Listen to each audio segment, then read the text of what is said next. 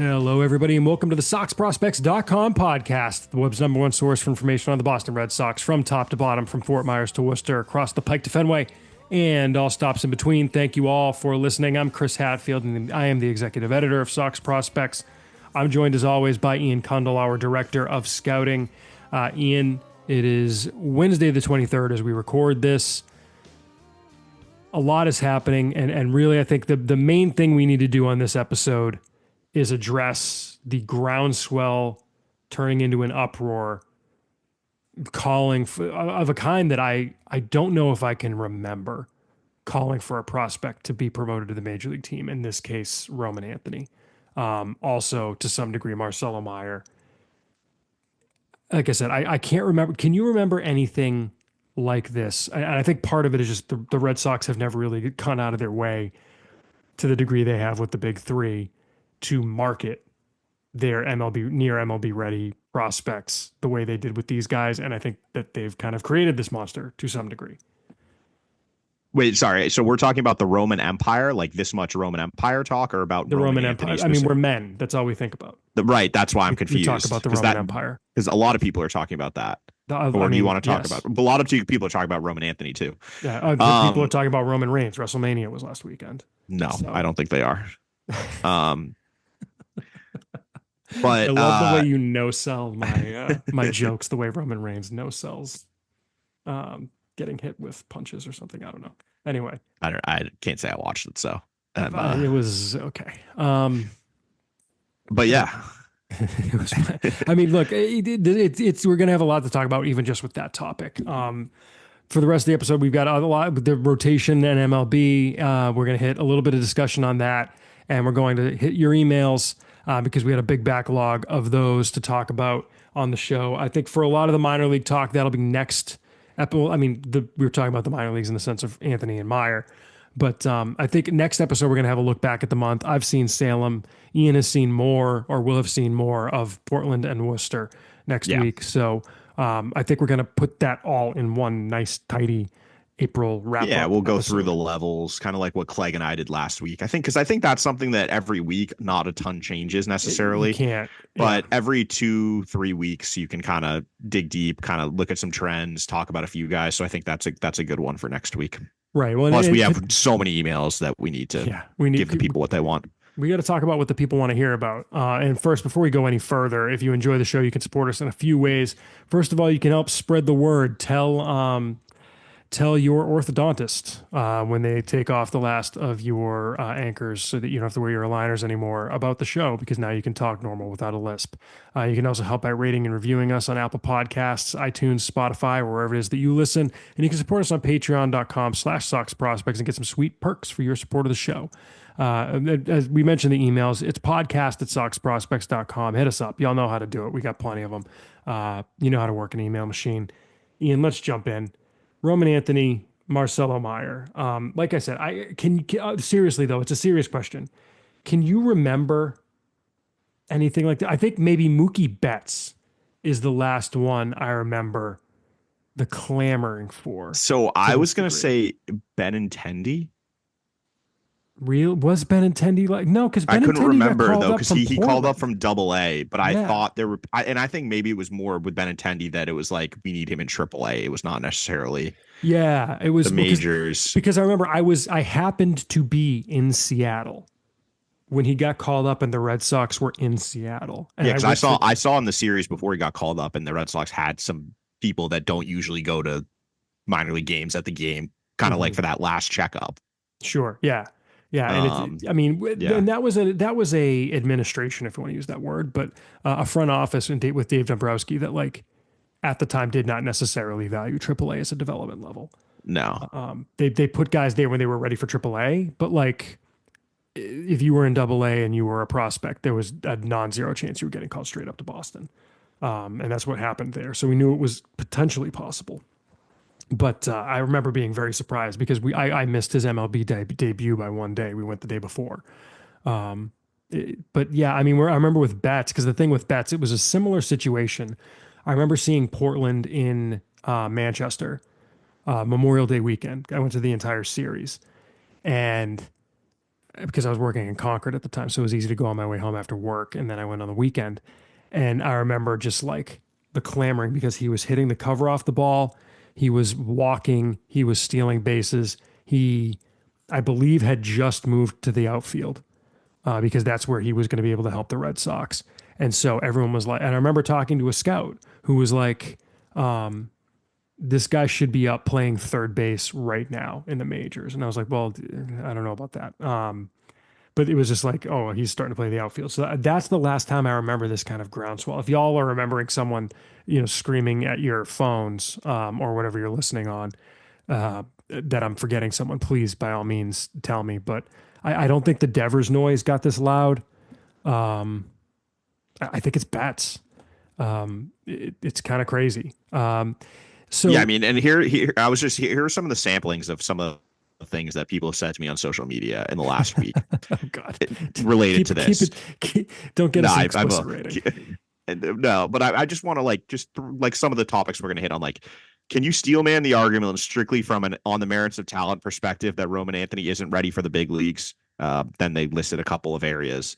Hold on, did you say steel man? Is that that was their version? I don't know. Different I think version it's of a straw man. Yeah, I guess it's like the stronger version of a straw man, like the alpha male version. I don't know.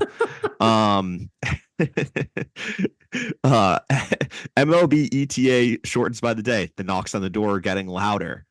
Honestly, smart to leave them in the minors. That's where they belong. I'm going to guess that was sarcasm. Yeah. It just goes on and on. There's 100 plus of these between various social media platforms because I've been part of it because earlier today I watched Roman Anthony and Marcelo Meyer reach base in 9 of 10 plate appearances to start the first 2 games of a doubleheader. It was pretty funny to watch. I'm not gonna lie. But yeah, it is, as you said, I do think the Red Sox kind of brought this upon themselves with the way they have marketed them. And I don't think they mind it, to be clear. And I don't think it's I don't either. And this is the thing is I don't think they think it's a problem. No, because like it's gonna work itself out. Probably Anthony will be up, I would guess, in 3 weeks within the next month, but closer to May, like second week in May would be my guess than like now, if that makes sense. Myers is a different discussion, but I think Anthony's the interesting one because the Red Sox, they've kind of backed themselves into a corner with him. And Campbell made the opening day roster because they wanted him to be the second baseman. That was evident from the day camp opened. As soon as they changed their tune with the Bregman thing, it was the only thing that made sense was Campbell at second base. Yep. And part of why you can put Campbell on the opening day roster is you're confident you're going to extend him, which they did. Great deal. We've talked about that. Roman Anthony, if they wanted to, they could have put him on the opening day roster. Sure. Now, the problem with that is if he's on the opening day roster, or if he's on the opening day roster, then he wins rookie of the year, finishes second, you get the pick, which doesn't really matter. Like the pick, whatever. Like he's a good player, but pick's great. Like cool. Once you don't do that, you have to wait unless he's willing to sign an extension right now. Because if Roman Anthony is going to be as good as a lot of people think he is, and I'm included in that camp, I think you are. I think the Red Sox are. Sure. Yeah. You cannot lose a year of control of him for 3 weeks, 4 weeks of playing time right now. The difference between having Roman Anthony up now versus on May 15th is not going to change the Red Sox season, in my opinion. And maybe before we go any further, let's explain what it is you're getting at, because there's some nuance to it. And we got an email question about it, but we might as well hit it here. We have passed the date where a player can pick up 172 days of service time, which is a full season of service time. Correct. To be clear, the MLB season is longer than that.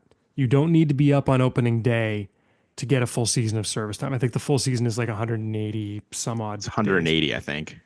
I think it's a little more than that, but the point being, because I don't think it was the last CBA, but the one before extended the length of the season, but didn't change the calculation of what makes a year of service time. But anyway, once we're past that, the reason to make sure he doesn't come up is you're basically trying to hurt his candidacy to finish in the top 2 of the Rookie of the Year race. Because if he finishes in the top 2, and it is the top 2 actually. Yeah, you were right, by the way. It's 187 days. 187. Okay, thank you. Yeah, so it's 2 weeks. Yeah, that sounds right. if Anthony finishes in the top 2 of the Rookie of the Year voting, he is awarded a year of service time. So the PPI program, the prospect promotion incentive, And you do not get a you do not get a pick either. You don't get a because pick he wasn't on the opening day roster. So there's a carrot and a stick. The carrot is if you have the guy up for a full season and he either wins Rookie of the Year or is top 3 in the MVP voting within his first 3 seasons, you get a pick. The stick is if you don't have the guy up to get 172 days of service time, then if the player is top 2 in the Rookie of the Year voting, he gets it anyway. For example, Paul Skeens last year came up May at some point, right? He definitely wasn't eligible. It was either late April or early May. Yeah, he didn't come up right away. Winds up winning Rookie of the Year and gets the year of service time anyway. Yeah. Go ahead. No, I was just gonna say, and the thing with those picks too is, so like the Royals have one this year for Bobby Witt finishing top 3 of MVP. Mm-hmm. That pick is 28th, so it's a very good pick. I think it's pick, yeah. Like that's better than what the Red Sox just acquired in the Quinn Priester trade. Like, yep. So that pick has value, and Christian Campbell is eligible for that. Yeah, and Christian Campbell's eligible. The way it looks right now, he's the betting favorite for right? Yeah, he is. But I will say that I was talking about this with a scout who sees a lot of MLB games, and they were saying the AL rookie class is so much better than the NL class this year. Like, there's a lot, like you just saw. I mean, and guys are not necessarily pick eligible, but like Nick Kurtz just came up. I was just about to say him. That's a big wrinkle. Jackson Jobe. You have there's Jason Dominguez, which I'm not in on that one, but there's one other big one I can't remember right now, which is what I just wanted to look at. What's the other one? The big one I'm forgetting. Oh, Chandler Simpson just came up. That was the one. Okay. Yeah. Because he legitimately could steal 75, 80 bases the rest of the season. So, but yeah, I mean, there's good rookies in the AL. The NL is not as good, but Jacob Wilson. Yeah, Jacob Wilson's another one. Like, there's going to be some competition there, but if Anthony came up and does what I think he could do, I think he could still easily win it. Like, he could frankly win it running away, probably, if he hits the way he's going to hit. And that's the risk that's the situation you're going to find yourself in. And, if they could extend Anthony, I think he would have been up on opening day. And when we say that, I just want to be clear. It's not to say that it's not going to happen. Like, yeah, it could easily happen. You're just not getting him on a Christian Campbell type deal. That's the difference. No. Like, Anthony is he's in a very unique position. And I don't think it's going to help when you see that Juan Soto, Vlad Guerrero, guys like that who hit free agency about the same age he's going to just got. Like, that just makes those deals exponentially more difficult. And he's in a position where he has all the leverage. Like, he's going to be in the big leagues at some point this year. And he can't drink legally yet. And he'll be if he, let's say next year, let's say they get it so that he doesn't get his first full year of service till next year, he's still going to be a free agent when he's 27. Yeah. Like, he's going to get absolutely paid. Yep. And so I think if you're the Red Sox, it behooves you at this point. You've got to wait until you're 100% certain you're getting that extra year, because, and here's the thing, it might not matter. They might be able to extend him. He might take a Bobby Witt deal, or, maybe you want to try and get him to the Jackson Merrill deal after this season.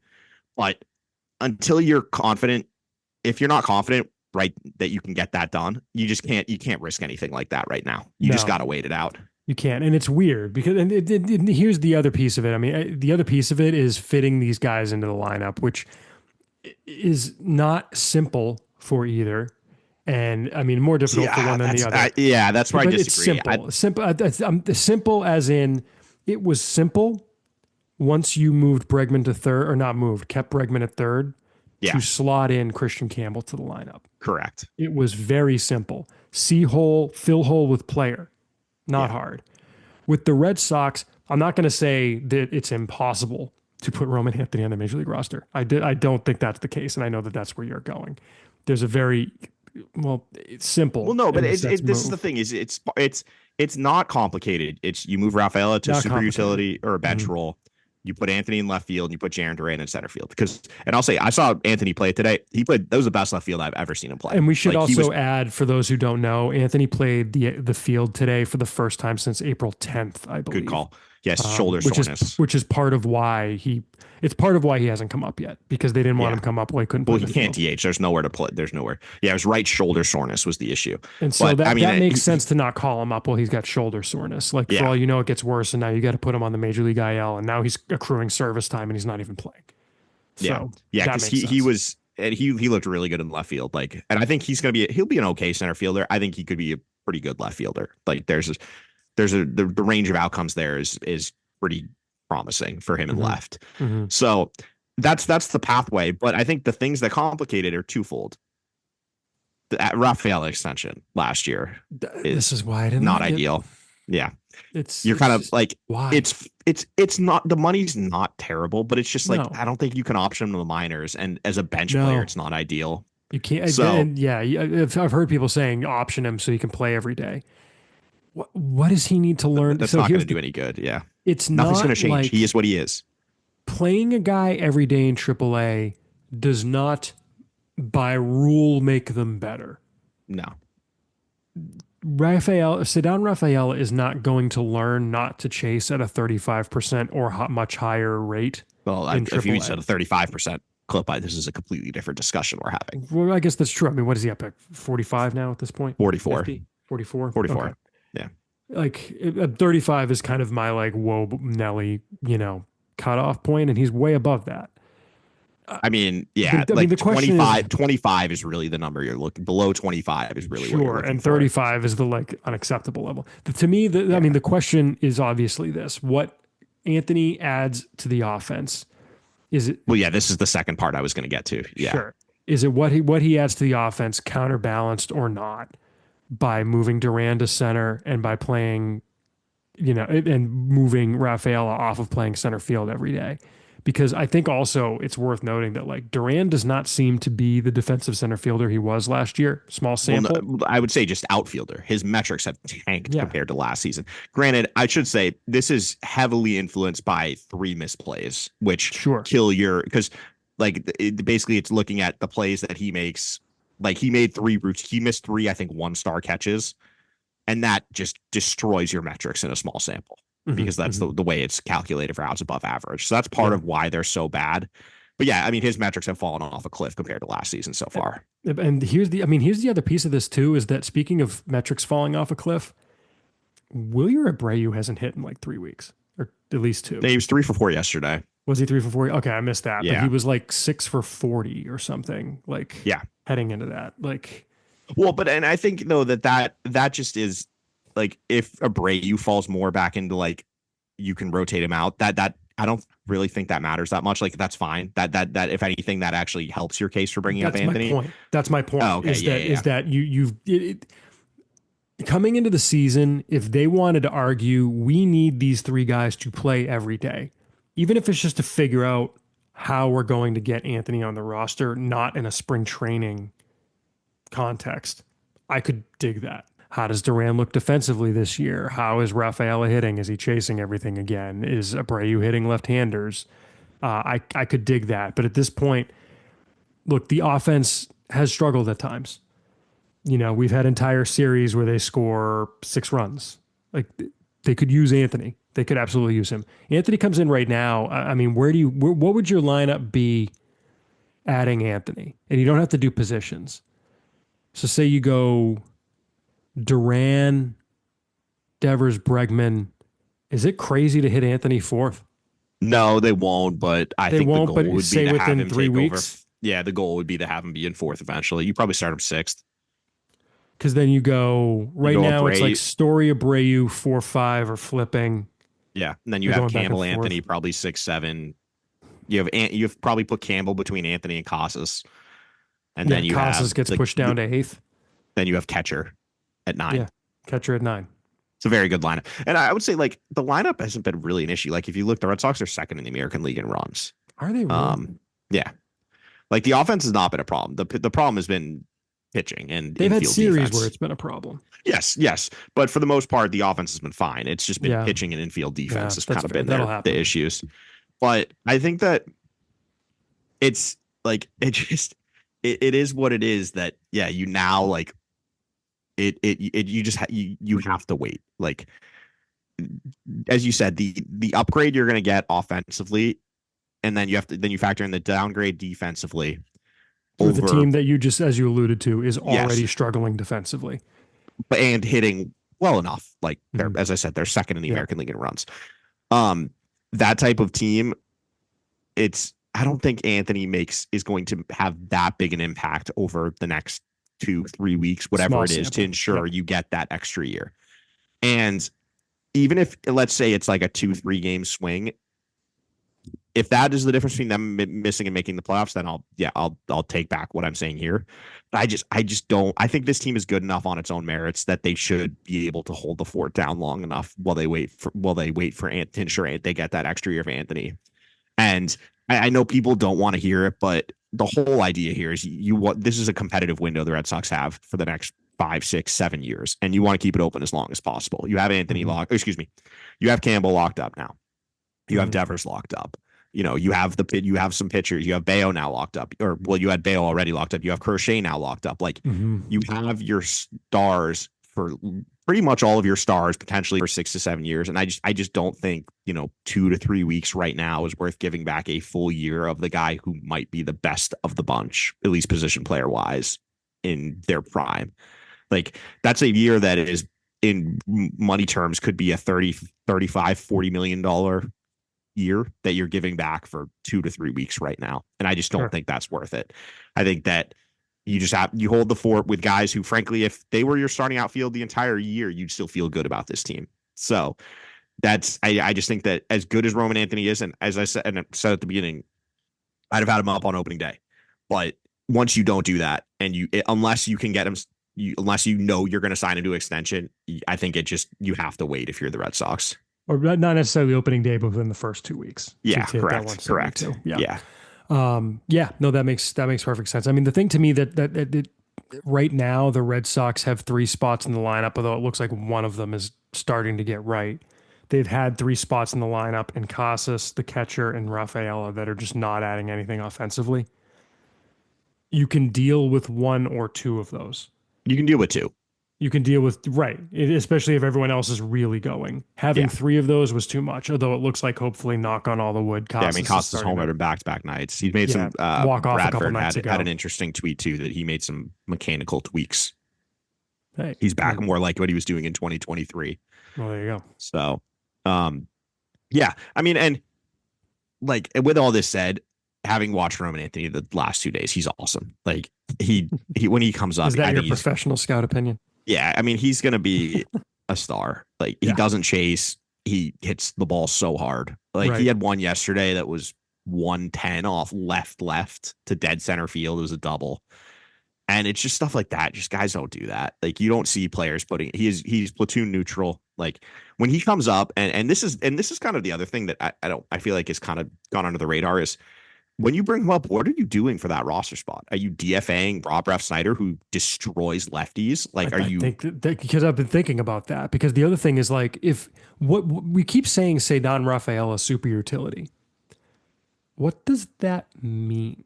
Well, no, it's a good question because then I guess is the answer.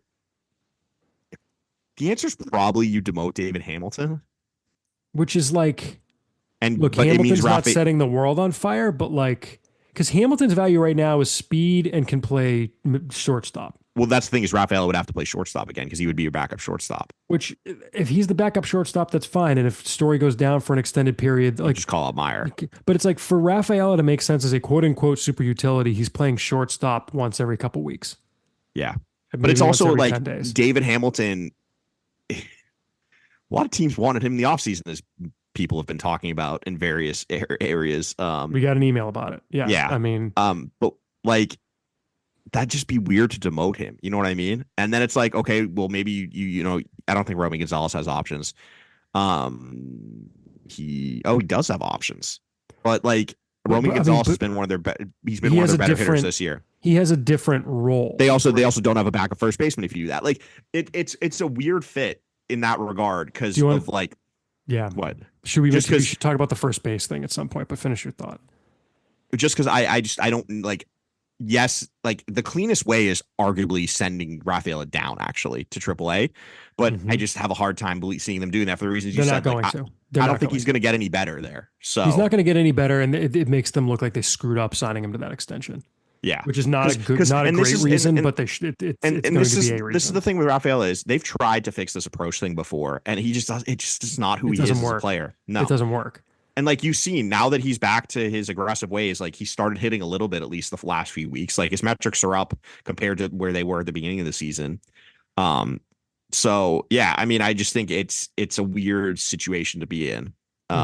With that regard, is I don't know exactly. That's kind of arguably more of an issue than getting Anthony in the lineup every day is who you take off the roster. And Yeah. with all that said, by the in 3 weeks, this might just sort itself out because injuries. But Someone might get right hurt now. Yeah. Right now, it's definitely something that is interesting. I feel like doesn't get really talked about when it's, hey, we'll just call up Roman Anthony. Well, okay, where? Right. Question that we've been getting constantly and seeing constantly. Speaking of our mentions, do you teach Anthony, or we haven't even talked about Meyer, but do you teach either of them to play first base? No, that's insane. I can't believe like the fact that I think that's overstating it a little bit. I agree you don't, because here's the thing. You don't do that to solve a 3-week problem. You do that to solve a year's problem. You do that to solve a hole on the roster problem. This team is better if Tristan Casas hits and Anthony and Meyer are in the lineup. My pushback on that is I'm not giving a top 5 prospect a first baseman's glove when they're on the doorstep of the big league and saying, hey, let's learn a brand new position you've never played before. Like, that's not even close to what you've done before. That's insane. Like, I'm sorry. Like it's, do you know what it is? And I think it's people, there are certain people who just don't like Tristan Casas. Oh, that 100% like, there are. And that's what it comes down to. Like, they don't like Casas. They're trying to find any way they can to get him off the roster. But that's, I do think that's a large part of it, but I do think there's plenty of like that element of fandom that if a guy struggles for as long as Casas had struggled this year, I mean, is he over 600 OPS at this point yet? I don't think he is. He might be tonight. He might be after the homer tonight. But anyone who struggled for that, like, I mean, remember how many times we tried to bury David Ortiz, like because he had slow starts to the year? I mean, there was one year where in June he was still under a 700 OPS or something. This happens to guys. But it's also that if you're going to call for David Ortiz's head, you're going to call for anybody's head. Never mind the kid at first base that's a weirdo. Well, no, I mean, I think calling him a weirdo. He's his own person. Like he's just. Oh, I'm not my words. I'm saying their words. Okay, I don't mean weirdo as a bad thing either. Like he's strange in some ways. He's not. He's at 570 OPS right now.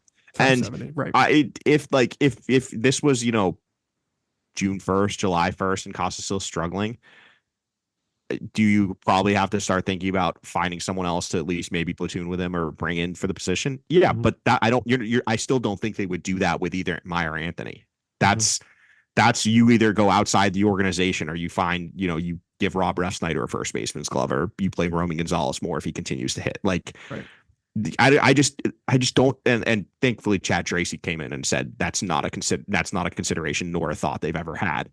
But like, it just doesn't, you don't do this to teams don't move guys to first base. No one cares about first base anymore, realistically. Like, if you look around the game, the devalue of first base is one of the biggest things that happened this offseason. Like, look at Nate Lowe. Nate Lowe's raking in Washington. He was traded for a reliever. Like, the Rangers were just like, we don't care. Like, we would rather have a reliever for you.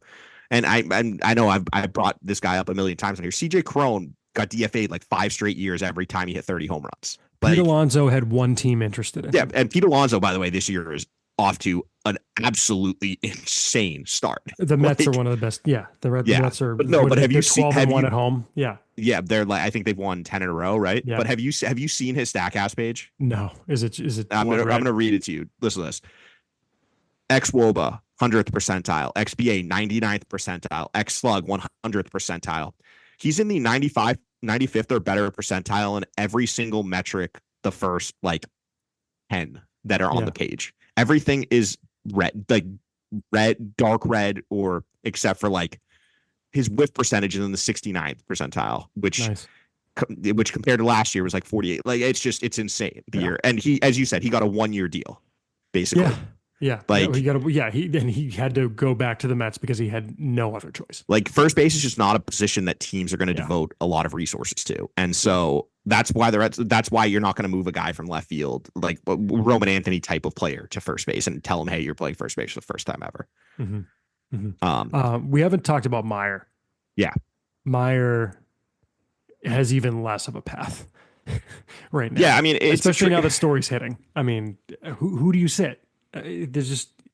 Well, so it's interesting. I saw him play second base today, and I think the Section 10 guys have mentioned that they think that's where he would play a lot, which I don't, which is strange to me because I don't know what do you do with Campbell then. If you have Anthony up also, like, I mean, it would be I don't know who you're sitting. Like Abreu, I guess that's when you trade Abreu. Like, I think this whole thing, by the way, is going to get figured itself out this offseason because I think one of Duran or Abreu is getting traded this offseason. This offseason, they have to figure it out. Frankly, I see this. I'm going to disagree with what I think you were about to say. I think they should have preemptively looked into it this offseason with one of those two. And I think they did with Abreu. Did they not look into it? I was going to say, I think they definitely did with Abreu. I don't know if they aggressive about it. I don't know if they did with Duran, but Abreu was definitely discussed with teams. But yeah, well, because here's the thing, right? With Quinn Priester, I don't think that they were looking to trade Quinn Priester. They found a deal that they would have been nuts to say no to. Correct. And if you especially with the emergence of Hunter Dobbins. Yeah, well, the emergence of Hunter Dobbins, but it's like they were in a position where he could have been useful, literally the week after they traded him, right? I think what they were looking at in an Abreu trade was that the deal of, okay, we are winning this trade. We're cool with it. We're okay with maybe if Anthony's not ready to go, we're going to start Rod Brefsnyder for 2 weeks or something. I don't know. Who knows? They would have figured something out, right? Or we're going to start Campbell in the outfield instead of at second base. We'll do the Bregman at second thing. Who knows? I think that's what they were looking for. I think this offseason they need to actually affirmatively go move someone to make room because they have too many guys. Well, and this is the thing though, is it might sort itself out in the infield because if Trevor Story keeps playing like he is, especially with the middle infield market that is looking like next offseason, it's terrible, except for Bichette, who I don't think he's having a great year. The only problem is don't underestimate the CBA issue. Well, yeah, no, that's definitely a factor. But I mean, Story's deal is 2 more years at $23 million a year. I have a hard time believing he couldn't get more than that if he continues to play like he is right now. So that could solve the Meyer situation. For in season though, yeah, the Meyer thing is definitely more complicated. Because you're not going to call him up to be a bench player. That's just makes no sense for his development. And this is why I think that he's going to be down there for a while, barring an injury. I saw him play second base today. It's definitely a work in progress. He looks like a shortstop who's still trying to figure out second base. He had one play where it was a double play ball hit to Grissom. Grissom made a great play, but he was not on the base when he should have been. He hesitated. Just it wasn't his instincts didn't bring him to second base. Where was Grissom? Third? Grissom was on third. He was at third base. Hard line drive. Grissom made a really nice diving stop, and he had a double pump to second because Meyer didn't get to second base quick enough. He just hesitated getting there. And there was another one where it was ruled an infield single. I think Al Meyer might have got an error on a throw, but he took a really bad route on a little chopper up the middle. He tried to round the ball, and it wasn't. The footwork was not there. Right to it. Yeah, he needed to try and cut it off rather than get deeper on it. I was thinking about it. When you're at shortstop, the majority of your plays going to your right, you are going back on the ball. So it's I think that might have just been an instinctual thing at shortstop. He looked like a guy who had played second base for a week, and so. Especially given and Campbell, I think we've said it here before. He's not like a Gold Glove second baseman. He's a guy who's probably a 50, maybe a 55 eventually, but he's not that right now. Right now, he's probably closer to a 45. But I don't think Campbell's going to be the everyday guy at second base. You're not going to bring Meyer up to platoon with him at second or anything. So and once Anthony's up, I don't think you're going to see Campbell in the outfield anymore. So. I think with Meyer, he's just going to continue working on what he's doing and the things that he's doing, some of the adjustments he's made. He's had some really good swings on lefties that I've seen. He's had some good swings against off-speed stuff, both areas that he struggled in the past. So I don't think that leaving a guy who coming into the season had 0 AAA at bats in AAA for half the season, maybe even 3/4 of it, is the end of the world. Yes, he's raking right now. I just wonder how they bring him up at the end of the year, though. If Well, doesn't everything that goes to you could plan, there's nowhere to put him. So, and I guess the other piece of things in the at the major league level, the bullpen I think is in a good place. mm, I like where the bullpen is, more or less. I think. I mean, I I think think they have three very, very, very good relievers. I think the correct. rest of the bullpen is pretty volatile, and they could use a fourth person stepping up, but it's not like a glaring hole, I would It's say. not, yeah, It's it's. definitely cost them a couple games, but like that's gonna happen. I mean, it's like at the trade deadline every year. Literally every team wants a reliever. Yeah, yeah. So I think they've got potential guys. Look, if I mean, Guerrero maybe figures things out in Worcester, Yeah, we'll talk about that we'll next see. week. There's some Yeah. weird things going on with him. Okay. Interesting. They've got. I don't know what happened with Zach Kelly. He's back down to AAA now. Weissert. I mean, Wilson's been okay. Weissert's been okay. I'm okay with them in middle relief roles. Yeah, I mean, they're the middle relief at the end of the day, like is okay. They're just They need one more late inning they're guy. one leverage guy short, And, and maybe and Hendricks steps up into that. Yeah. Maybe that's probably what they hope, but it's just evident when days where you don't want to burn Slayton and Whitlock's not, you don't want to burn Slayton in like the 6th or the 7th, and Whitlock's not available. Mm-hmm. They've had to go to Kelly and Weissert in those, and those games have been losses. Exactly. But the rotation's the other piece of this, and I know you've got some thoughts. There's been some since the last episode. Richard Fitz went on the IL. Hunter Dobbins came up and had another great outing, replacing him.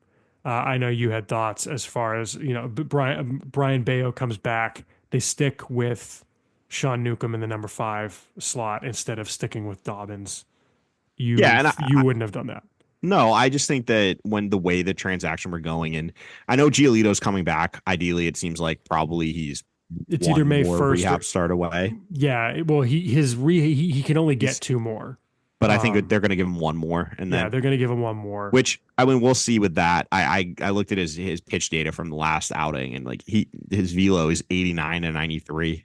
Mhm. His last full season in the majors, I think he averaged 93.1 with this fastball.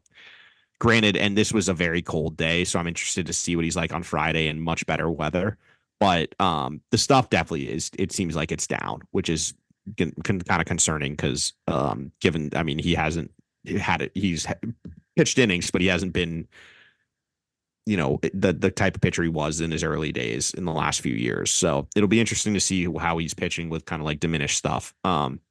Assuming that's what it looks like in his next outing as well. Yeah. But I just think that with tonight's start, the way with the series of moves they made, they could have easily carried Dobbins for the weekend and then started him today. And I just think he gives you a much better chance to win than Sean Newcomb does, especially against a pretty good Seattle team, I think. Yeah. And we saw that today. I mean, Newcomb pulled a Houdini act. Like the fact that he got, I think it was 5 innings was pretty impressive. Like there were just base runners all night.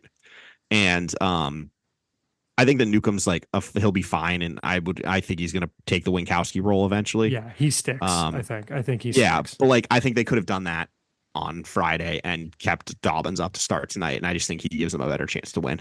So it's a small thing, it's one game, but I don't know. I just would have preferred to see Dobbins make the start tonight. But here's the thing: it didn't. So Dobbins has 2 major league starts and 2 minor league starts. Aren't his 2 AAA or not starts but appearances? Because I think he piggybacked one of the rehabbers. At one point. His 2 minor league appearances are, I'm looking at the major league game log. His 2 minor league starts are like meh, I think, right? Or appearances again, I should say. Yeah, I mean it's 6 2/3 innings. They're not great, but I just think that coming off of a quality start in his last one, he would have been pitching on normal rest, and he's just been better than Newcomb in the majors. And I know it's 2 games, but I just think for one more start, I just would have preferred to see him than giving Newcomb the start today. And he ended up, it was 4 runs and 5 innings, which is fine. Like, yeah, the reason they lost number 5. I have no problem with what Newcomb has given. It was just a small thing. It was just a small thing that I just would have liked to see Dobbins get that, because the other reason is I just think like it's, he just had a really good start. As I said, quality start, 6 innings, like reward the guy, give him one more, get Newcomb acclimated in that long relief role. And then you have Giolito. Send down Winkowski, and then you have Giolito coming back, ideally for the next time this spot goes through next week. But I don't know that he can, because he's pitching tomorrow on the 25th. No, he's pitching Friday. Friday on the 25th. That's right. So Yeah. he's not coming back till the 30th. I think So I that's guess it part of would. The math problem. doesn't work. I So think maybe that's you. part of the problem. You need Okay, to maybe you keep have one Newcomb. more Dobbins then. Like I don't think another Dobbins start then is the end. Well, not one more. One more Dobbins start wouldn't be a problem, but it's like it's one more Dobbins start and what you basically do one turn of a 6-man rotation.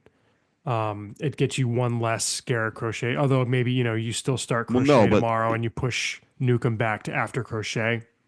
I guess you could do well, that. no, but you wouldn't need Newcomb because you would have Dobbins start tonight and then you have Dobbins start next week. You don't need a Newcomb start in there. Oh, I guess that's true.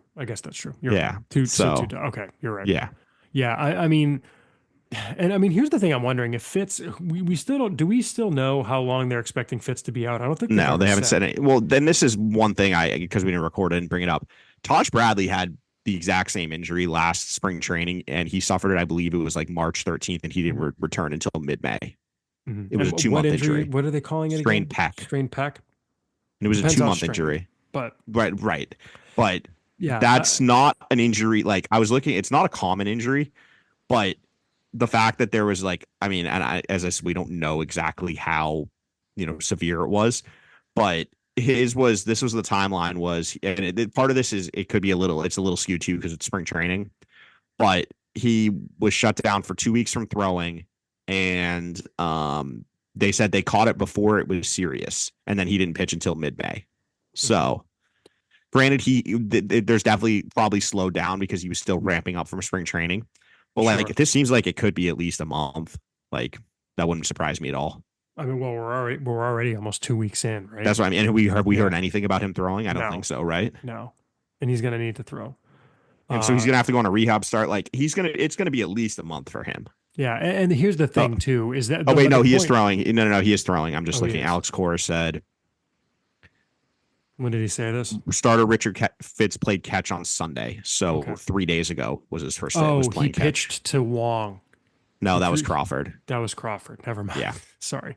Yeah. So he did play catch. He is playing catch now, but still, like, that's a long way out from a rehab assignment. It is. And here's the point I was getting to is that, like, can you afford to not keep Sean Newcomb stretched out right now? Is the problem. I think for 2 starts you can. Well, no, it's not for the 2 starts. The point is. So you're saying, like, for the week or the 10 days for these 2 starts, you don't want him pitching 3 to 4 innings in the bullpen, twice a week. But when does that happen? I mean, that may not happen. Like, yes, it has happened early in the year because they like had a couple games they got their brains beat in. I mean, it happened today. Winkowski threw 80 pitches today. Did he throw 80 today? Yeah, after his season high was like 45. That feels like you're going to AAA tomorrow. Yeah, bud. Almost certainly. But I don't know who they would call up. The other thing is who they're going to call up. They don't have. I don't think there's any pitchers. Dobbins is pitching tomorrow. Yeah, but you're not going to call him up to be a reliever. Yeah, you're not going to call him up to be not to be a reliever, but do you push him back a day to start after Crochet? Maybe, yeah. Or then if you do that, then you line it up with Giolito. Actually, no, you can't call up Dobbins. 15 days. No, you're right. Yeah. So you could do it last time because he was the 27th man in the doubleheader. It would have to be Guerrero. Mm-hmm. Which he didn't pitch today. No, it has to be Guerrero. It can't be Kelly either. Can't be Kelly either. Yep. No, you're right. So, oh no, it could be Cooper Criswell, I guess. No, but he started yesterday and threw 5 innings. So they could also they still have an open 40-man spot. You could call someone up in DFA. Yeah, they could. I guess that was Stock again or something. He threw today. Did he? Yep, threw 3 and 3rd innings today. Let me look at the handy dandy chart. I mean, basically everyone is thrown because they had a doubleheader today. That's right. Yeah, they got messed up last week too by a doubleheader. Like the only pitchers I haven't seen who haven't thrown are like Drohan, who's throwing Saturday, Giolito obviously throwing Friday, Dobbins throwing tomorrow, but he can't come up. Guerrero threw yesterday, Mata, Birdie, Campbell, Adames, Salucci threw today. So Jacob Webb hasn't thrown. And yeah, that's it. And Wyatt Mills threw yesterday. And Austin Adams threw today. So it's literally just Jacob Webb is the only one. And Kelly, but Kelly can't come up either. Right. So to get someone from Winkowski, it's either going to have to be Drohan. Which they won't do. No. Jacob Webb, which I don't think they would do. I think it probably would just be Guerrero, but then you don't have a long guy. Hey, y'all. Chris from Thursday here. You probably know by now, the Red Sox today optioned Josh Winkowski and called up Luis Guerrero. So we had it last night. Yay, go us. They're in a weird situation with this now that we're talking it out. Yeah, and you can't do Dobbins. Jeez, yeah. Yeah. They don't like Stock threw 3 1/3 innings today. It can't be him. No. He threw how many pitches? Let's see. Stock. It's also Robert Stock. It's whatever. It is, but at the same time, he threw. This game 1. I got it right here. He threw 69 pitches today. Yeah. So I don't know. It's an interesting quandary now that we're talking it out. But I just think. But anyway, all of this could have been avoided by just starting Hunter Dobbins. Is the moral of the story, though. Yeah. Because you'd have Newcomb for the long relief. Yeah. Sometimes when you don't overthink things, it's not great. Yeah. So now it's going to be interesting to see what they do. I do wonder maybe if. I don't know. It's an interesting. It's the pitching thing is going to be interesting, and it's a good news. Like Cutter Crawford is slowly making his way back, it seems, which is definitely encouraging. Yeah, and by the way, just to kind of speak to a point that I know the Section 10 guys mentioned, you have to keep Crawford as a starter right now. They don't have the depth to just move him to the bullpen. You stretch him out as that. Maybe if you stretch him out during his rehab assignment to start. Maybe if when he comes back, you've got 5 or 6 major league starters who are humming, then great. But yeah, we've seen starting depth can disappear. It can really disappear very quickly. Yeah. Well, and this is the thing is, I think everyone's just counting on Giolito to come back, and that's what I was getting at earlier. Is we'll see if he is. I'm just not sure. What type of pitcher. We don't know. We haven't seen him pitch in 2 years. We don't know what type of pitcher he is now. Mm-hmm. Is he going to be closer to a 5? Is he going to be a 4? Or is he going to be someone who is more like a 6, 7 starter? Like we just don't know right now. Mm-hmm. And so I don't know if you can count on him to be healthy for the rest of the season, which is why, you need Crawford to get back. You need Fitz to get back. You need to keep Dobbins ready. Yeah. So I don't know. Pitching is interesting. Mm-hmm. I wonder if Tanner Houck continues to struggle if he goes on the Phantom IL. I just don't think you can do that to a guy with that type of tenure. I guess. What's the fix though? He looks like it's. He's not the slider. He's not. But he's not this. He's just not. He's not the pitcher he was in the first half last year. And I don't know if he's ever going to be that again. Like that's just the guys with his time kind of profile. Like that's a volatile profile. It's it takes a lot to repeat his delivery. It's kind of 2.5 pitches. Like struggles against lefties 3rd time through. The more those guys pitch from year after year, that's going to crop up with him. And that's why I just was hesitant to call him a 2 when he was pitching like 1 last year. To be a guy you're comfortable putting a 2-3 label on, you need to see that over multiple seasons, not just for 2 months, 3 months. One more thing we wanted to touch on before we get to emails, Ian. The Red Sox signed Yasmani Grandal. I think they were in the process of doing that, but he hadn't played yet when y'all recorded. Is that right? Because he played last week. I think so. He played last week. I don't think we talked about it because Wong hadn't been hurt when we last talked about it. I guess that's true. When did they sign him? They signed him. He got signed on the 13th. So that's after we recorded. The episode came out. Okay, the Red Sox signed Yasmani Grandal. Ian, I think it's, unless he's awful, a matter of time before he's up. Well, I think it depends on Connor Wong, though, because it seems like he might be back next week. So seems quick. And this is the other. I think Grandal might be hurt because he didn't play today. Yeah, and he left yesterday's game after he fouled the ball off his leg. Is that why he came out? It wasn't directly after, but he left in the 7th inning after playing a couple more innings, and he had fouled the ball off his somewhere on his leg earlier in the game, and I noted it down in my notes. But I didn't really think too much of it until he left the game. And then I was like, oh, maybe that was planned because I think it was the 7th inning. So it was a time when you would rotate a guy out if you're ramping him up. But he's been playing whole games already. That's okay. Well, I wasn't sure. And then he didn't play at all today in a doubleheader. So if he's not in the lineup, he played a full game. So okay. Well, he didn't play. So I thought it might be something. That's why I was waiting for today. And then he didn't play at all today in either game of the doubleheader. So we'll see if he plays tomorrow. If he doesn't play the rest of the week, that's a problem. Yeah. But I don't know, just something to watch with him. But seeing him, I would agree with you. I just don't think Blake Snell is an MLB quality catcher. He's not. And he's just not a good defender. He just can't do it. It's a little frustrating to me because that was we talked about this when they traded for him. Yeah. This was not a secret. No. And the internal scouting on that needs to, I mean, maybe like, look, did they know Connor Wong was going to go down when he did? No. It doesn't help that Sebi Zavala is on the IL right now. So that option is also gone. But I think it just shows there's just such a lack of catching around the game. I'm not sure there was anyone better available, like without having to trade for them. Well, there were options available in the offseason. Oh, well, that's a different discussion, though. Yeah, that's a different discussion. But I think that's the frustration of you came into the year with Carlos Narvaez as your number 2 instead of signing someone to pair with Wong. Yeah, that's a different discussion. Signing a Kelly or a you mean the best hitter in the National League? Yeah, right. Higashioka. There were guys Travis like that. Those were the 2 big ones, though, were Kelly and I think Higashioka. Mm-hmm. Mm-hmm. So there were guys.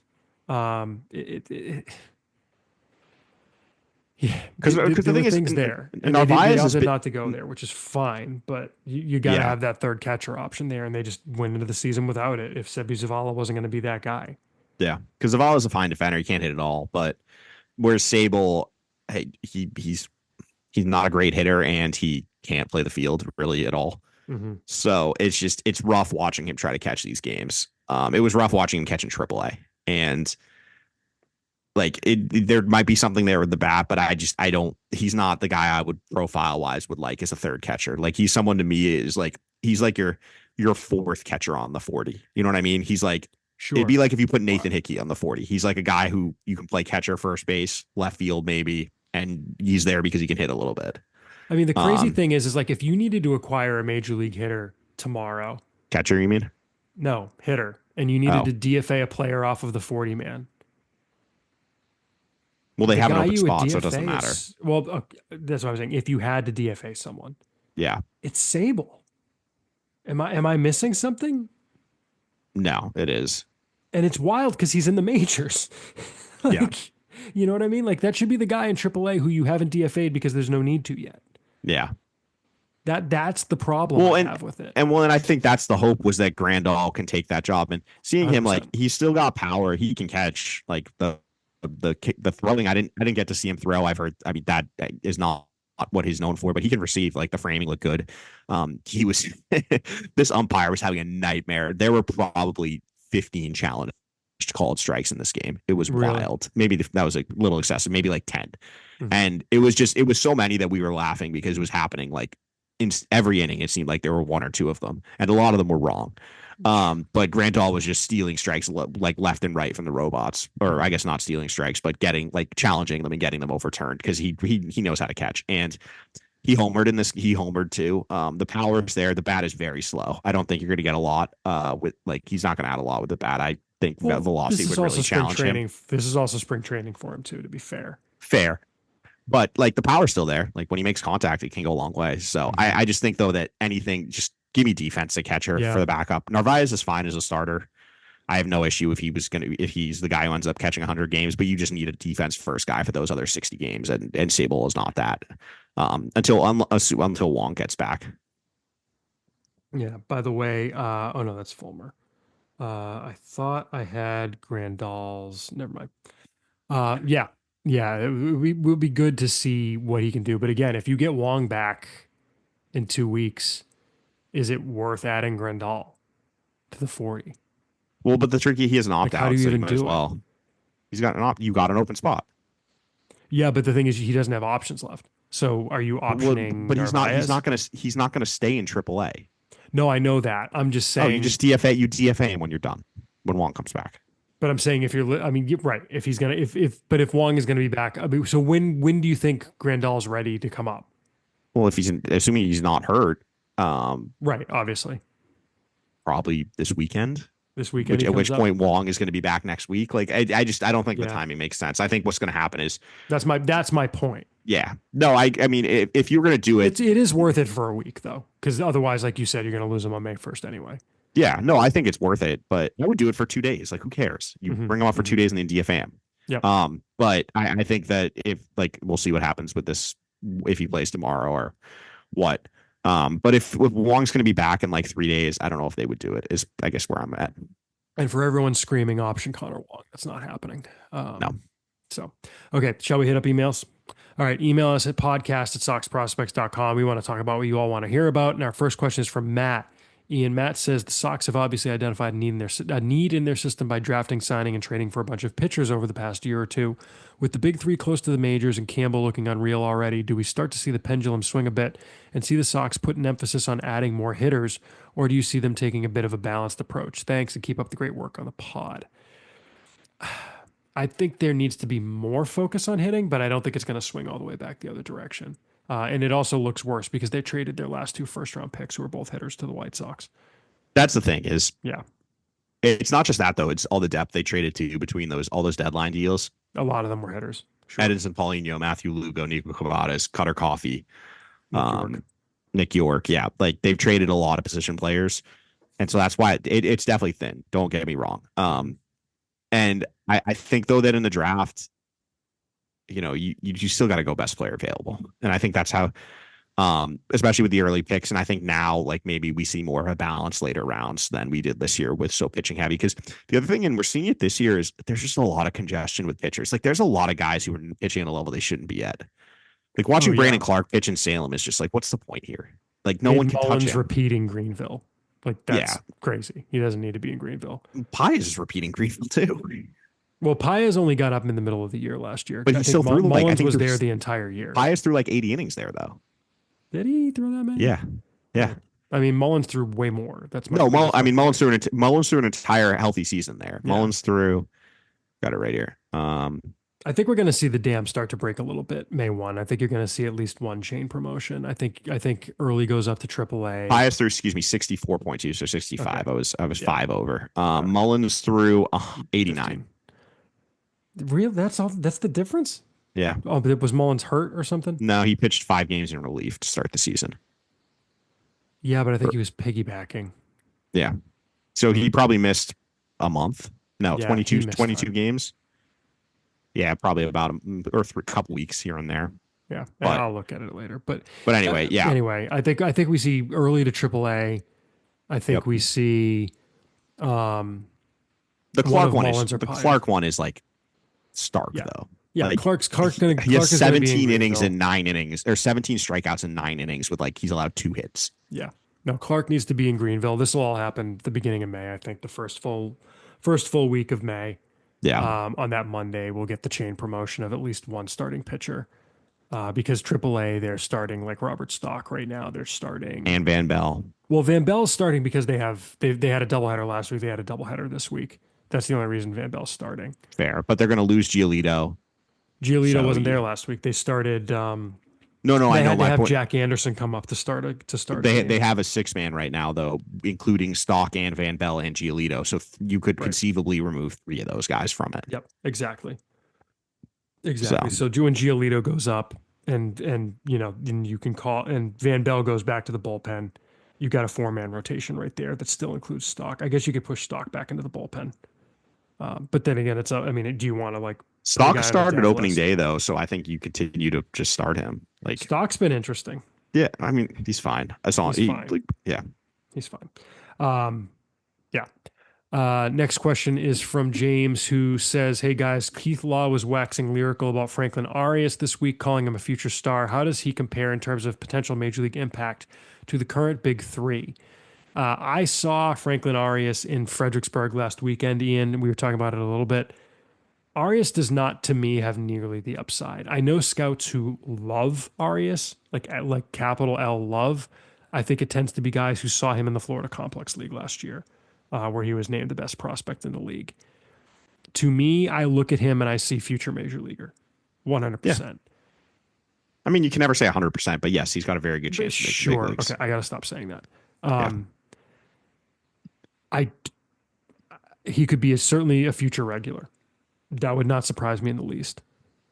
I just don't know that I see a future superstar. I really don't. I see a guy who plays a really good shortstop for a team for 6-7 years, has up and down, maybe an up or down year, up and down year after that. Like maybe has another bounce back year or something. I don't see like a 20-year, crazy career where he gets this $100 million extension or something like that. I just think the biggest difference is just look at the projection.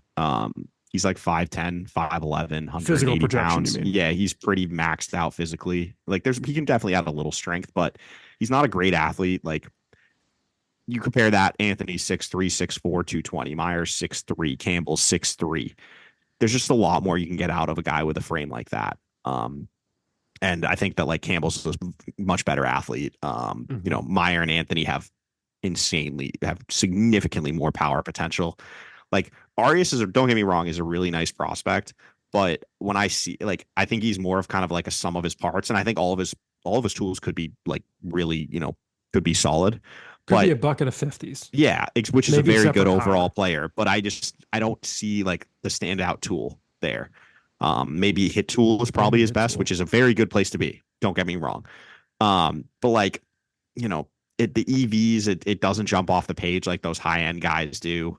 Granted, he's younger, but when you watch him in person too, it's a ton of contact and he's on base all the time, but it's just a lot of singles, like a lot of dink and dunk, you know, little loops here, hard ground ball here, line drive there. Like he's very hitterish, and he as I said, he gets on base a ton. Like you even look at his stats in Salem this year. He has I think 4 extra base hits all year. Like it's just a lot of singles, and that's kind of what he is. Like he's not a overly Base and physical, they're base projectable. hits. It's not like it's Yeah, whatever bloopy nonsense. no, It's solid he's getting, hits. but it's like it's not like he's not he's not testing the walls in Salem. Like he's not someone I would say is Salem is sapping their power potential. Sure. Sure. Um, that's just not the type of player he is. So, is there a pathway? That guy, I mean, guy can be a very good player. That guy can be a 60 easily, but it's just Mhm. it's a lot harder to get there when you don't have that standout, hey, you're not like a easy plus defender at short, or you're not a guy who I could envision hitting 25, 30 home runs in the future. It's just a little more difficult. And I'm going to be a little more cautious with that type of profile. I haven't seen in person and looks and talking, and even talking to, like, as Chris said, there are some scouts who saw him in the FCL who really liked, and there's some guys who saw him in Salem last year who were not as bullish on him. So Mhm. it's, is he a good prospect? Very good prospect. Yes. Is he a guy that I think has the potential to be, a top 5 and top 10 prospect in all of baseball, like Roman Anthony, Marcelo Meyer, Christian Campbell? I wouldn't go that far No. right now. You know who he is, Ian? He's a guy that you have no problem with him being in the top 100. But like if he's your top prospect, your system is thin. Does that make sense? That It's sounds like when about right. Tristan Yeah. Casas. It's early when Tristan Casas was the top prospect in the system, and it's like, yeah, Tristan Casas is a nice prospect. It would be better if he wasn't their best prospect. He's But also a guy that I think his age is a lot of what drives a lot of the hype yes, here. yeah, Because like the tools don't necessarily translate right now, but when you combine the fact that, hey, it's a 19-year-old doing this, he becomes a lot more interesting. And yeah, I just don't see that. The physical projection is the biggest limitation though for me. Like it's just a lot harder to when you're 5'10, 170, 180. Our next question is from Austin, who asks, "Do you think Connolly, Early, David Sandlin, Blake Wehunt, and Yordani Monegro make the big leagues as relievers this summer?" Thank you, Austin. For context, all 4 of those guys are in the Portland rotation right now. To me, the easy answer to the specific question asked is no, because 4 guys debuting like that is probably not happening. Like they would need to be in crisis mode in the major leagues to have all 4 of those guys make it to the big leagues as relievers this summer. Yeah. Might some of them make it to the majors this summer? Sure. I think Early and Sandlin are really the only 2 on that list that I'm looking at in that context. I think Early could be starter depth by late July, August. He could be, but I think what's going to keep him, they're not going to add him to the 40 to be starter depth. He's a 2026 Rule 5 guy. Yeah, Like you're not going to tie a spot up with him for a year. Sandlin, I think, has a better shot at making the Sandlin is roster. the one. Sandlin is the one because Sandlin, I think he's Rule 5 eligible this offseason, so he's got to get added. And the stuff I think would play in a bullpen role really well, frankly. Yeah, We'll he's someone talk I'm. about- Yeah, we'll probably talk about him more next week, but the stuff is very good. It's just I'm still not convinced he's starting. We'll talk about one There more. are people. That Yeah, would there are fit people here. who think he is, but yeah. There's one more guy that I would bring up here normally, but I want to save him for another question. Oh yeah, Um, yeah. Next question is from Max, and he says, "Hey guys, one thing I'd love to hear you talking about is minor league catching potential. I know this has been brought up a few times, but it feels more relevant than ever given Connor Wong's offensive struggles and continued poor defense. I personally can't stand watching him." Okay. My questions are: one, is there anyone in the minor league system who you think has the tools and potential to become an everyday catcher in the future? And two, was it a mistake to include Kyle Teal in the package to the White Sox? I get that we needed an ace, but it still doesn't make sense to me that the Red Sox would trade from a position with no depth rather than their positions of strength, outfield, and middle infielders. Thanks, Max. Let me take the second one first. The Red Sox got Garrett Crochet. No, it was not a mistake to include Kyle Teal. It's not as easy as like, no, we would rather trade you someone at a different position. Like, they only have so many guys who are that valuable. They also did trade an outfielder. I, For example, I I wouldn't prefer that they trade Meyer. You know what I mean? Like, right. That's what I was about to say. not Is going to like get it done. catcher is just not a like hitting from a catcher is a bonus. The end of the day, what you want from a catcher is defense. Yeah.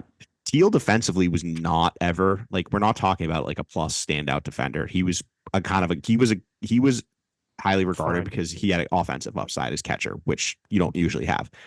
I'm not going to trade a guy who I think is a better prospect just because it's a position I'm deep at in order to keep a guy at like Kyle Teal, if that makes sense. As you said, I'm not going to trade Meyer just to keep Teal. That's just a misuse of resources.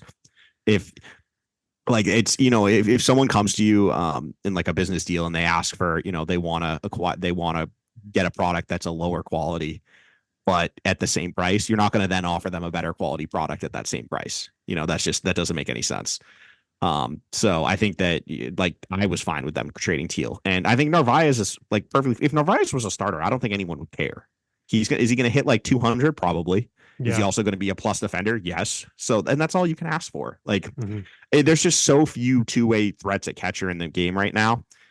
With how this Red Sox lineup is going to be situated, they don't need to be one of the teams with one of those guys. If they have a catcher who is an empty 200 hitter, it's not the end of the world. They can manage that easily, and that's why like the Narvaez transaction or the trade was so shrewd. Was they got a guy like that, which they didn't have in the organization. Like Yeah. Narvaez, Teal would not have been ready to be on this opening day roster this year. Narvaez was. He's not ready to be on the White Sox. Yeah, exactly. And the fact that they were able to go out and get Narvaez for Elmer Rodriguez Cruz, who granted has been good, but he's still a long way away, is just a really nice piece, is just really impressive.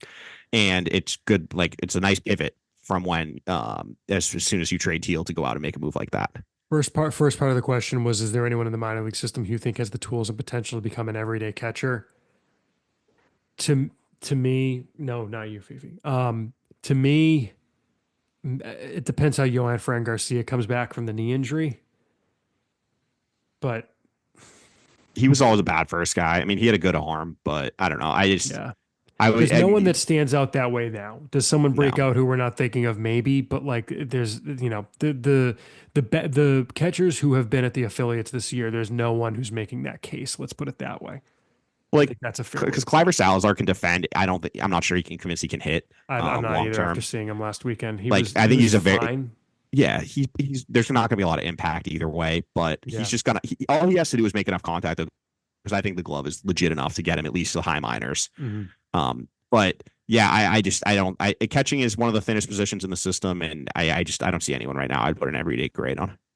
Next question is from Ethan, who says, "How does Dorian Soto compare to Miguel Blaze when they were at similar stages of development when Blaze hype was at its absolute peak?" And let me quibble with the question because Blaze peak hype was post Florida Complex League, Yeah. not prior to the Dominicans to making his debut. Yeah, and that's the thing is with Soto, I don't think it's fair to judge him and to compare him to anyone until we've seen him play. Yeah, I mean Blaze for context, Miguel Blaze was 41st on our rankings at the start of the 2021 season. So, at the same point, he was way below with what we think with where we have Soto now. But that said, I think we have better intel on Soto than we did on Blaze at that point in time. So I just don't think there's a comparison to really be made. Agree. And look, the Blaze data post Florida Complex League was crazy. Like, there's a reason we had him the way we did. Yeah, I mean that was backed up by multiple scouts. That wasn't like that was pretty much everyone who saw the FCL was like, this guy is insane. Mm-hmm. And this is we say it over and over, but this is why prospect development is not linear. It's very difficult, and Blaze will show all the talent in the world, but raw talent in the world, but it at some point it's got to translate on field, and we're still waiting for that with him.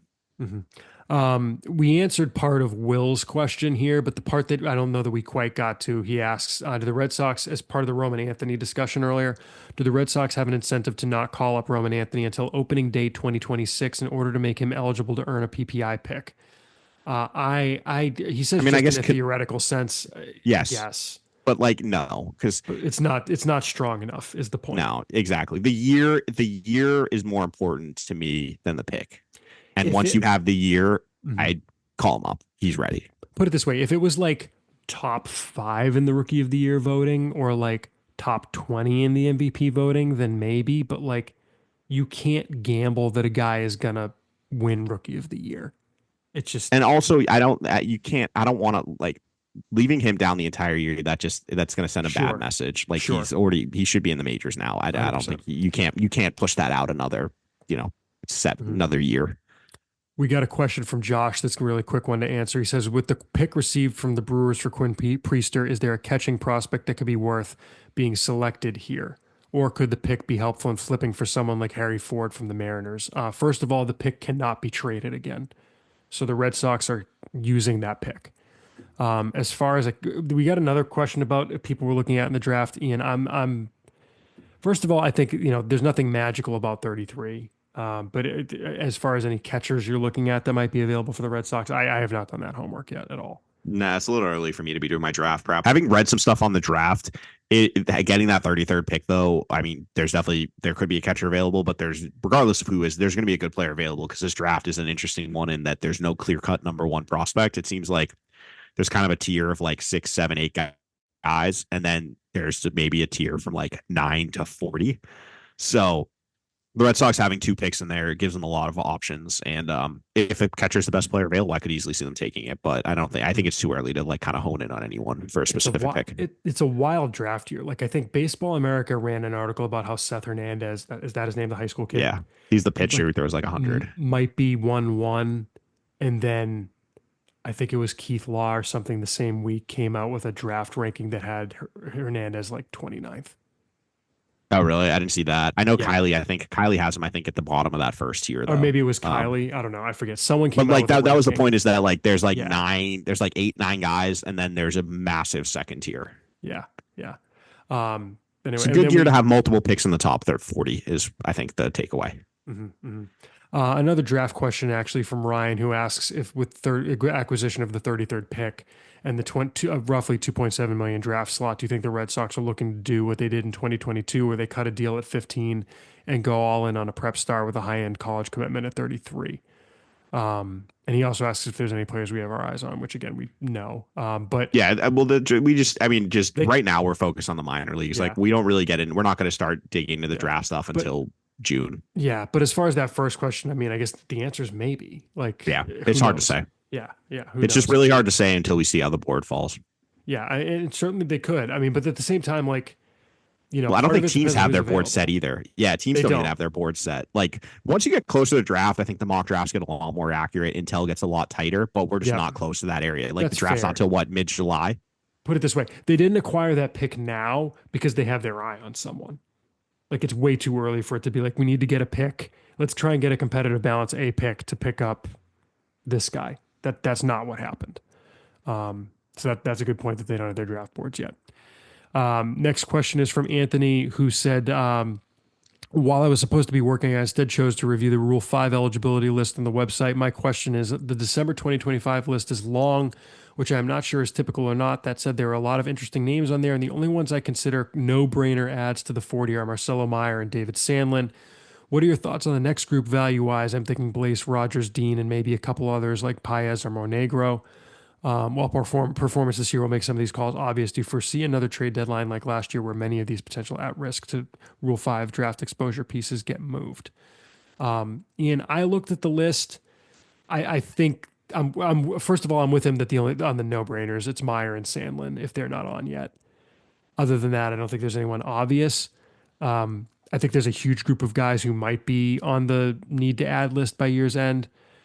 I think it's all guys who, for example, that list like Miguel Blaze. Blaze could play his way out of being protected. I think potentially. Um, I think Paez might be the guy next. I'd have him ahead of Rogers or Dean. They probably have to protect Paez. Now that I'm thinking more about it, knowing that the way Yeah, teams Pies like would get him. picked if they don't protect him, almost regardless of what he does this season. I Yeah, think. Monegro, I think it depends on what he does this year. Guys like Dean and Rogers depend. I think with everyone else, it depends on what they do this year. There wasn't anyone else that stood out to me as like But I also think probably that's needs a to get smart protected. that's a smart way thing to think about at the trade deadline is look at those guys because I could definitely see them dealing from that list again. Yeah, for sure. For sure. All right. Our next question is from Ethan, who says, we're comparing both players as prospects. Who has the higher offensive upside or had the higher offensive upside between Roman Anthony or Rafael Devers? Ian, for me, I think it kind of depends when you're talking about. I went back and looked at the MLB pipeline tools grades because I think, rankings wise, the system was a little Devers was, I think he peaked at like 18th on top 100 lists, but I think those were also stronger lists than what we have right now. But higher offensive upside, I think Anthony is being given 60 hit and power grades on pipeline, whereas Devers had a 55 hit and a 60 power. I think they're close-ish. It's light Anthony, on the power probably with Devers though. sure. I think that's I mean, probably he's a guy true. he's hit 38 home runs in the major leagues. Like that's like a 70. I know it is now, but I'm just saying. I mean, this is what he was in the minors, right? Yeah. I think it's probably close. Is probably what I would call it. They're Yeah. not the same hitter. Anthony has a much better hit tool. Devers probably had better power, but neither had a bad other tool. Is that fair? Yeah. I mean, they're both guys who you would hope would hit for a good, at least a decent average and then a lot of power. But I think probably, yeah, I'd give Devers a slight edge in power. Hmm. Though Anthony, I mean, the EVs he's putting up are right up there with Devers. Like if you look at like his 90th percentile from last year, um, Devers or Anthony was 108.5, and I think Devers was like right around there too. So Ian, our next question, I'm going to skip the one that's next in the queue if you're reading it. I'm going to save that one for the end. Our next question is from Jacob, who asks, I was listening to Rates and Barrels, and Eno Saris mentioned how highly the Red Sox view David Hamilton due to his internal metrics, mentioning defense specifically. There was some buzz from the Sox radio guys mentioning, quote, the crazy packages they turned down for him. Curious what you guys think about this situation slash his value. I understand the value of having a serviceable middle infielder, but Rafaela possibly moving to a super utility role for Anthony, Meyer being ready late this year, possible Story opt out, and other minor league depth are some factors that could play into this. Thanks, Jacob. Don't know if I know exactly what they were talking about. You hear things. It's interesting. I don't know. I'll let you cook on this one to start because I don't know what you're comfortable saying. But I what do mean, you no, think of the Hamilton I've heard situation? they I've heard similar. Um, Heard some of the names, and yeah, I mean, if like obviously secondhand, you don't know Mm-hmm. what's true, what's not. But if like there were definitely some names in there. But I think that when you look at where the Red Sox were at, they didn't have anyone. If you move Hamilton, you don't have someone for that spot, and he brings a dynamic to the team they just didn't have. Like his speed is very unique. He can play second base. He can play shortstop. Is correct. The Red Sox internal metrics do really like him at shortstop. I don't think that is shared with what I mean. I've said it before. I don't like talking to scouts who've seen him there. That's not shared with a lot of scouts, but that's different ways. Though people evaluate shortstop different ways. Like the Red Sox can have different metrics than other teams are. So Yeah. that's just how it works. But I think that in the offseason, you probably weren't sure. Like there was a chance Hamilton could have been the opening day second baseman. So I understand why they didn't trade him, I guess is what I'm getting at. Um, that Mm-hmm. you weren't 100% sure Campbell was going to grab the job and you needed that depth. You couldn't go into the season. If you trade Hamilton, you just really don't have anything for second base, frankly, going in. Like you don't know you're going to sign Bregman. So I think a lot of it is just timing. Like maybe if they had signed Bregman earlier in the offseason, maybe they explore trading Hamilton more, but you hadn't. So um, I think that, yeah, he's definitely a valuable player either way. But I think that with a team that's trying to compete, they went out and found like guys at the positions that they needed elsewhere via other deals, and you were able to keep him. And he's, I think, still a very serviceable, backup infielder. Mm-hmm. Mm-hmm. Yeah, I like him on this team.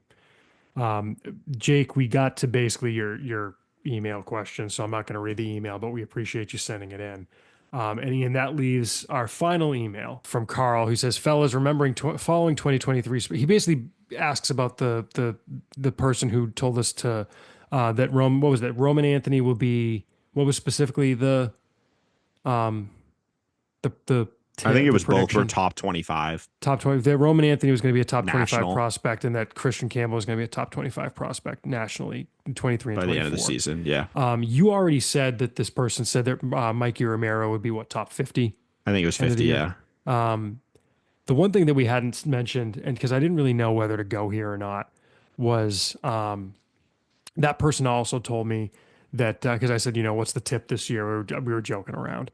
And the thing he threw out there, and I haven't thrown this out there because I didn't want it to be taken incorrectly, but the name he threw out there was Luis Perales playoff roster, which was really interesting. And I think again, the idea was like, he's not saying that is the plan at all.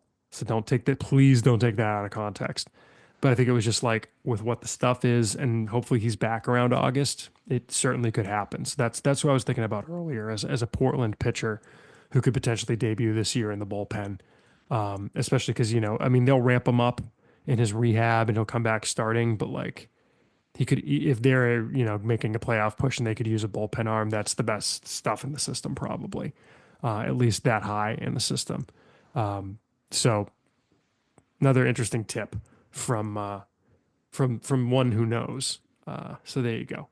So, Ian, I think with that, we will finally wrap this up. I have a feeling we're not going to get this this edited out until maybe tomorrow night, the earliest. But at any rate, thank you all for listening. Thank you. I closed the script like a dummy, so I'm going to try and do this from memory. Thank you to Daniel Fox, our podcast producer. Thank you to Ludlow Thieves for our intro and outro music. Find their stuff wherever it is that you get your music.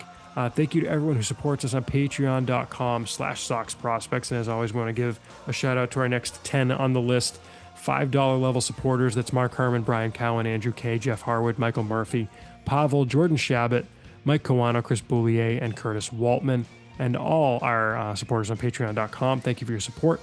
Follow us on social media. Follow Ian at Ian Cunnell. That's IANCUNDALL. Follow me at SP Chris Hatfield, and follow the site at Sox Prospects. We will be back in your eardrums next week with more of the web's best coverage of the Red Sox organization. Thank you for listening, everyone.